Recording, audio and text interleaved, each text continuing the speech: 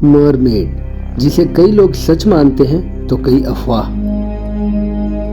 आज इसकी चर्चा सिर्फ भारत में ही नहीं बल्कि दुनिया के अलग अलग जगहों पर इसके दिखाई देने की बात कही गई है और बहुत से दंत कथाओं में भी इसका उल्लेख मिलता है।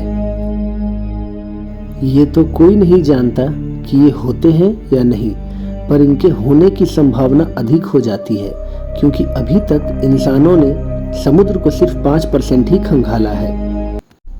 वैसे तो मरमेड फ्रेंच के 2 शब्दों से मिलकर बना है। मर यानी सागर, मेड यानी स्त्री, मतलब एक ऐसी स्त्री जो सागर में रहती है, जिसका धड़ तो स्त्री का होता है पर पैर की जगह मछली की पूंछ होती है।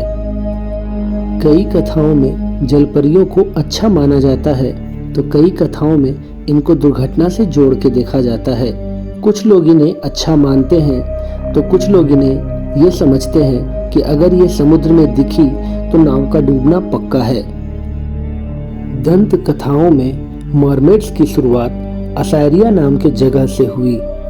देवी अटारगेटिस के प्रेमी की रहस्यमयी तरीके से मौत हो जाती है, जिसका जिम्मेदार वो खुद को मानती है और अपनी जान देने के लिए वो समुद्र में छलांग लगा देती है।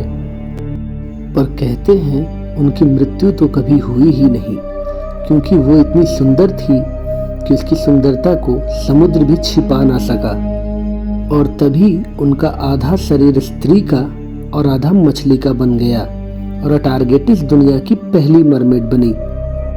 वहीं जापान में इन्हें बहुत बदसूरत और बुराई का प्रतीक माना जाता है। अगर किसी जापानी मछुआरे के जाल में ये फंस जाती हैं तो ये उसे वापस पानी में डाल देते हैं और उनका ये मानना होता है कि अब जापान में कुछ बहुत ही बुरी आपदाएं आने वाली है। जापान में इन्हें समुद्र के किनारे पर दिखना बहुत ही अशुभ संकेत माना जाता है। जापानी दंत कथाओं की माने तो सबसे पहले जापान में मरमेड प्रिंस सोतुकू को लेक बीवा के पास दिखी थी। जब प्रिंस मरने वाले थे तब मरमेड उन्हें बताता है कि वो भी पहले एक मछुआरा ही था, पर गलत पानी में जाने के कारण वो मछुआरे से मरमेड में बदल गया। उसने प्रिंस सोतुकू से उसके लिए एक मंदिर बनवाने को कहा ताकि सदियों तक लोग उसे याद रखें। आज भी वहाँ तेंसु यूशा श्राइन नाम का एक मंदिर है जहाँ उस मरमेड के अवशेष रखे हुए हैं, जो कि माउंट फूजी के ऊपर स्थित है। आज भी लोग उसके अवशेष को देखने के लिए जाते हैं। अलग अलग दंत कथाओं में इनकी अलग अलग मान्यता बताई गई है। रामायण में भी ऐसे ही एक जलपरी का उल्लेख आता है।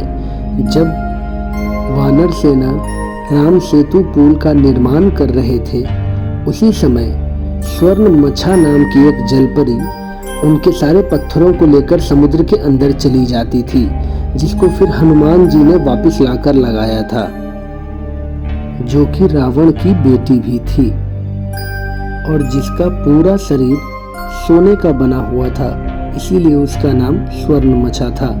बाद में वो हनुमान जी की कदकाठी और उनकी भक्ति को देखकर उन पर मोहित हो गई थी और फिर उसके बाद उसने सभी पत्थरों को हनुमान जी और वानर सेना को राम सेतु के निर्माण के लिए वापस लौटा दिया था। हिंदू ग्रंथों में और एक बार जलपरी के होने का उल्लेख किया गया है।